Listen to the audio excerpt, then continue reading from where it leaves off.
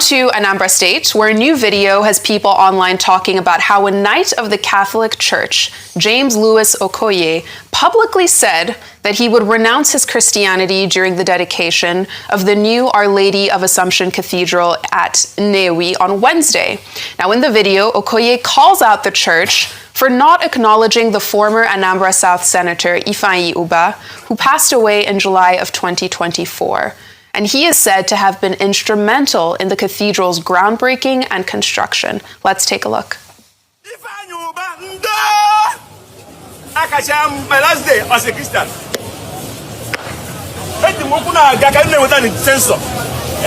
My last day as Christian is today.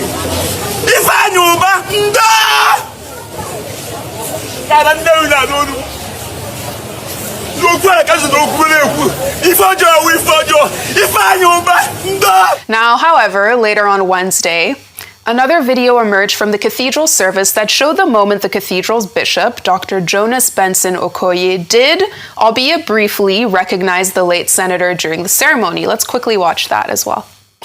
Some don't know why I asked him to preside at this mass. My predecessor started this cathedral, I continued. And a good number of the faithful, including the late Senator Ubah, also contributed.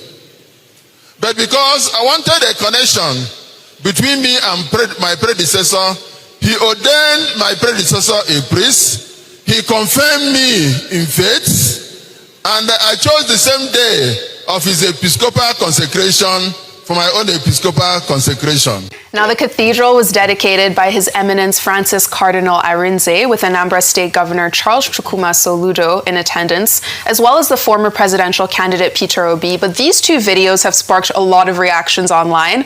Some people say that the man's reaction was too dramatic, while others say that the late senator's recognition wasn't enough. Even though we heard it, it was brief, Dr. Abati.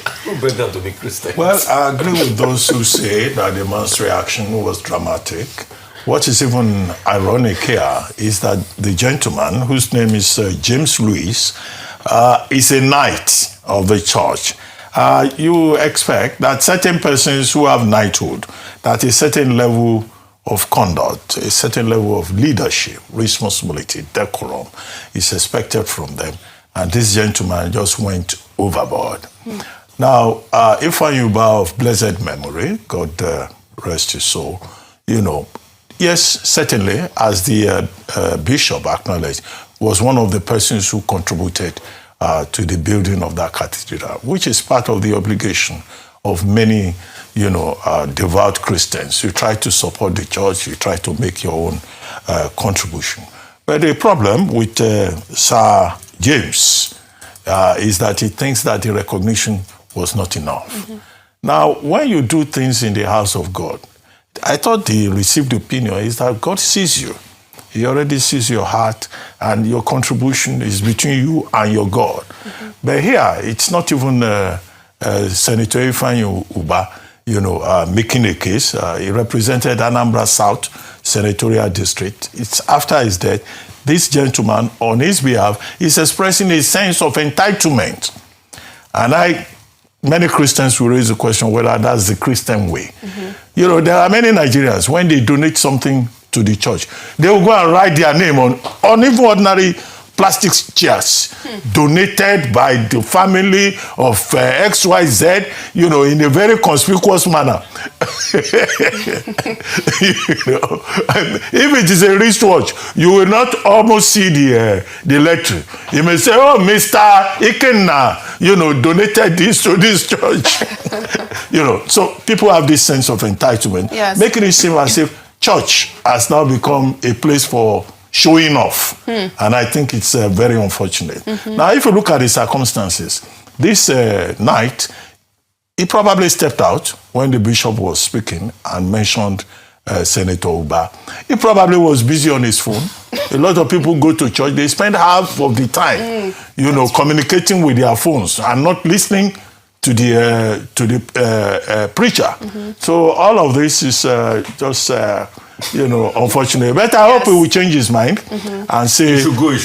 he's not coming back to church just because. He should go. I don't know his relationship with Senator Ubah, just that Senator Ubah was not, in his estimation, properly recognized. If he's a true Christian, he will show up again in church. No, he should go. This week. We don't need people like this in Christian. Since he's a Catholic, he should go and ask for forgiveness. No, he should go and do confession. But we don't need people like this in Christian. The Lord leaves the 99. No. If he does this confession, forgiveness is guaranteed. Our Lord is a forgiving God. And he sees the heart of everyone. No, I'm sorry. If this matter, a matter which I call as fickle as this, can make you renounce your faith, then I don't think you're fit to hold that faith. And I think it's a very serious matter for me.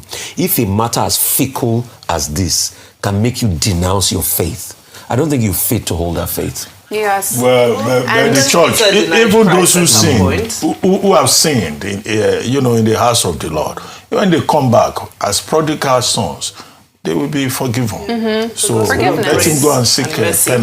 Yes, and still in Anambra State, hopefully we have time for this one.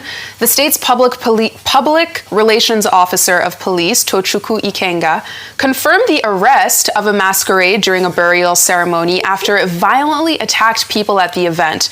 Now, the incident happened on Monday, and in video circulating that we brought you yesterday, it clearly shows the exact moment that the masquerade lunged at a performer, and we have this video, on stage and started attacking people. People had to hold back this masquerade. According to the police, it pushed motorcyclists as well as an elderly man who hit his head on a car. And this particular masquerade is said to only appear after 6 p.m. because it's known for its destructive behavior. But, this has resurfaced a lot of conversations about the balance between cultural traditions and people's safety, and as we see more masquerade arrests and bans, what it means for the future of the tradition.